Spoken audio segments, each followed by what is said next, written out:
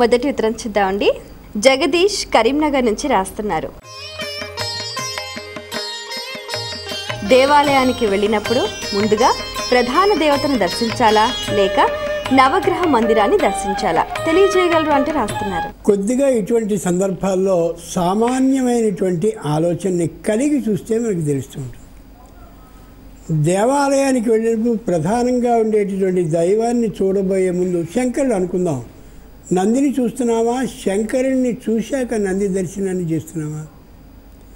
అలాగే ప్రదక్షిణాన్ని చేసినటువంటి సందర్భంలో అక్కడుండే చండీశ్వరుడి దగ్గరికి వెళ్ళి చతుస్సాగర పర్యంతం గోబ్రాహ్మణేభ్య శుభం భవతు అని మనం వచ్చినట్టుగా ఆయన్ని స్వయంగా చూస్తూ మన విశేషాన్ని ఆయనకి తెలియచేస్తున్నామా, లేక శంకరుడి దగ్గరికి వెళ్ళొచ్చాక చెప్తున్నామా?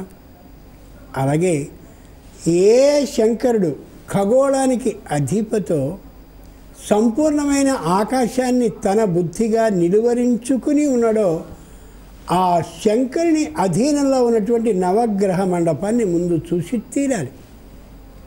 వ్యోమకేశో జటాజూట స్థాణు రుద్ర ఉమాపతి.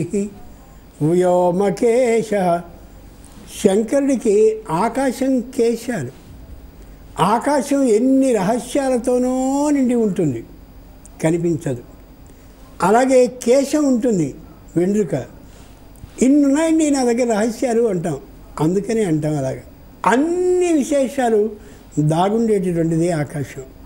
ఒక వెంట్రుకని తీసి నేల మీద కానీ అలా వేసినట్టయితే కనిపిస్తుంది, పడేటప్పుడు నేల మీద పడ్డా కనిపించదు.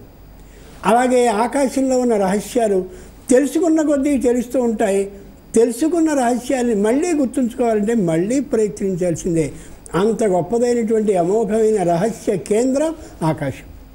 అక్కడుండే చంద్రవంకని తాను ధరిస్తాడు, అక్కడుండే నక్షత్రాలని తాను ధరిస్తాడు అలంకార విధానంగా.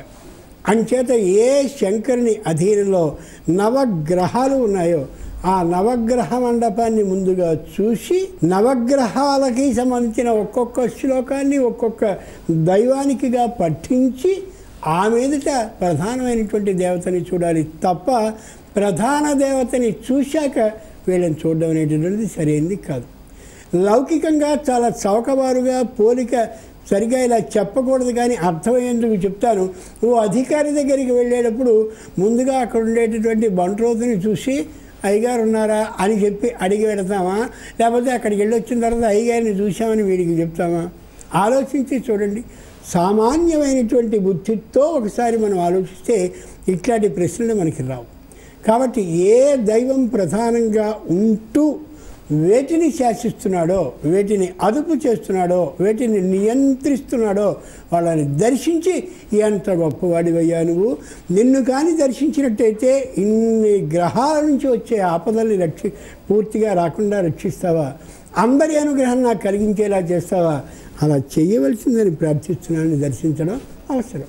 ఈ శంకరుడికే కాదు, ఏ దైవానికైనా సరే అదే విధానంగా దర్శనాన్ని చేయాలి.